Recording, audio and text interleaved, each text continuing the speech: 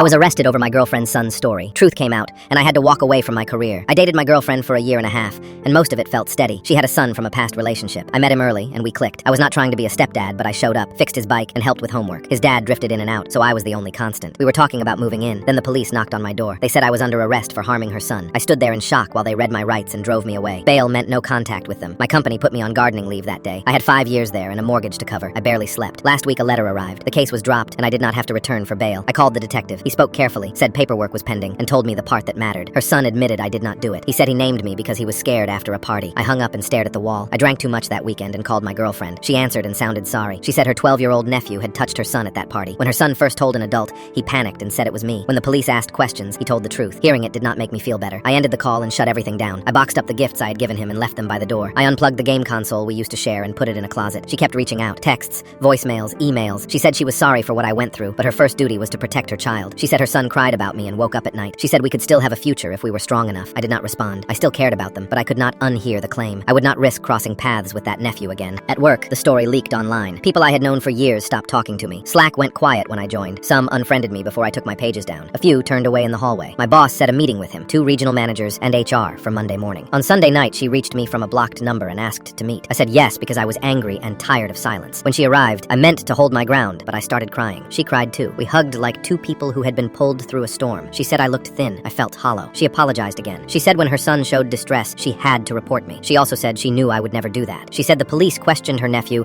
and he admitted what he did, and said it had been done to him. I heard the words, but felt numb. I told her I could not comfort anyone. She nodded. She asked where we go from here. She said she loved me and wanted me to try again. She took out a folded note from her son. She said he had been ill with worry and wanted me to read it. I stared at the paper and felt heat rise in my face. I said I could not read it. She got upset and asked if our time meant so little. I said I did not choose to be named as a predator. We both raised our voices, then both went quiet. I said I would take the letter but could not promise a reply. She said she still loved me and asked if I could ever forgive them. I said I did not know. We hugged at the door and she left. Monday came and I walked into the office. People watched me but looked away when I met their eyes. One woman who had mentored me would not hold my gaze. I said good morning and she turned and left mid-sentence. I waited to be called in. The conference room smelled like coffee and dry marker. The meeting started with a long silence. HR read a statement about values and reputation. They said I was not charged, but the story had spread and they had to think about the business. They asked what I wanted. I said my job and a chance to rebuild trust. They said the team support was not there. I pushed for terms. If they would not keep me, I wanted a clean reference and months of pay. I asked for my car allowance as a lump sum since I would lose the company vehicle. They said no at first. We went back and forth. I kept my voice level. I reminded them of my record and that the case was closed. I asked them to picture my mortgage and how fast a rumor burns through a career. After an hour, the room softened. They agreed to a reference that said I left in good standing. They agreed to pay me in full for September and October. They agreed to a one-time car payment so I could buy a used car. They asked me to resign instead of being dismissed. I waited and said I would sign. Now friends are saying I'm overreacting for cutting contact. Am I wrong?